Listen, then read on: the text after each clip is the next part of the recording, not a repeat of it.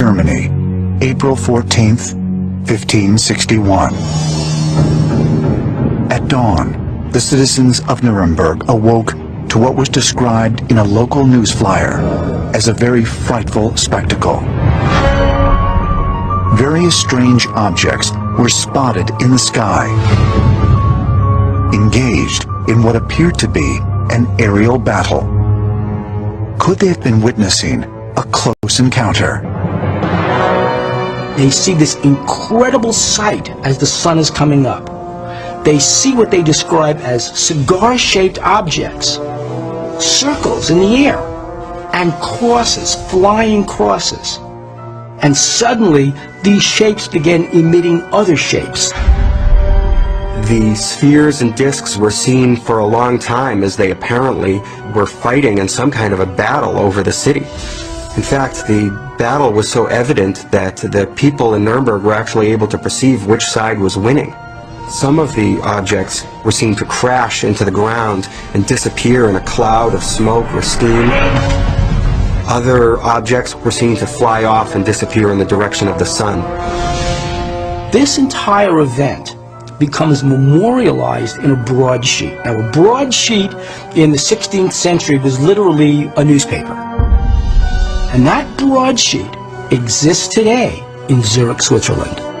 The Zurich Central Library to this day retains a copy not only of the famous woodcut that shows the 1561 sighting over Nuremberg, but also a 1566 woodcut showing a sighting from that year that was quite similar in Basel, Switzerland. What's fascinating is it's a very similar event. People saw a bunch of circles in the air. In fact, a proliferation of circles in the air. They didn't necessarily interpret that as a battle in the air, but they did interpret it as some kind of heavenly sign. The broadsheets that were distributed both in Nuremberg and in Basel 5 years later advised people to repent for their sins and interpreted these extraordinary events as signs from God. It's interesting to read the Nuremberg description because it is written with religious iconography in mind. They talk about crosses seen in the sky on the previous day during that sighting. Now, what we might think of as a fuselage with wings might have appeared as a cross to people who saw religious symbolism constantly in their everyday life. Could the people of Nuremberg have actually witnessed a battle between warring alien factions?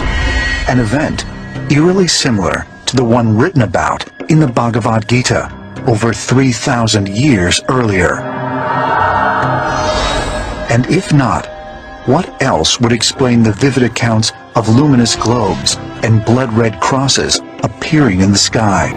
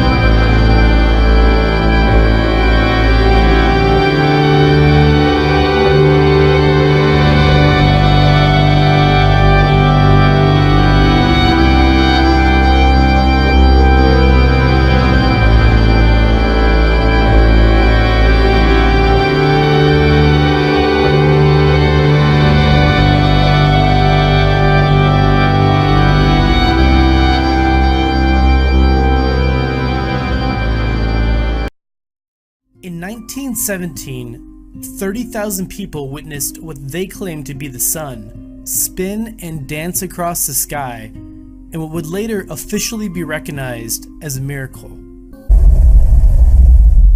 According to the story, 9-year-old Lucia and her younger cousins Francisco and Jacinta were herding sheep in a field known as Irene's Cove in Fatima, Portugal, when they were visited by the Angel of Peace. He taught them to pray and prepared them for a holy visitation from Mary, the mother of Jesus. She appeared in the sky above a tree glowing, quote, brighter than a crystal pierced by the sun, unquote. When Lucia asked if they were going to heaven, Saint Mary replied, quote, yes, I shall take Francisco and Jacinta soon, but you will remain a little longer, since Jesus wishes you to make me known and loved on earth, unquote. Little Jacinta was excited to tell her parents that she was going to heaven soon. They laughed and told some neighbors, and soon the entire village had heard the story. Mary visited the children again on the 13th of June, July, August, and September, and told them 3 prophetic secrets, only to be revealed when the time was right. She would give the people a sign at high noon on October 13th, quote, so that all may believe, unquote. On the rainy day of the miracle, tens of thousands of people showed up in the wet field, including many curious journalists and photographers, scholars and clergy, skeptics and believers. At precisely noon, the sun broke through the heavy dark clouds, but appeared dim, like a spinning disk in the sky. A rainbow of multicolored lights were flashing all over it and radiating out in all directions. The disk swooped about and danced through the sky in a zigzag pattern, radiating a comforting heat that instantly dried the soggy field and all the spectators' wet clothes. The localized event was witnessed by thousands more than up to 25 miles away and was officially accepted as a miracle by the Catholic Church. Francisco and Jacinta died just 2 years later in a Spanish flu epidemic. Decades later, Lucia eventually revealed the first 2 secrets that accurately foretold the start of the Second World War and the fall of the Soviet Union. Just what happened in Fatima, Portugal around 100 years ago? Who were these children visited by? And what happened that 30,000 to 40,000 people can proclaim witness to? An event with so many witnesses is a very hard thing to overlook.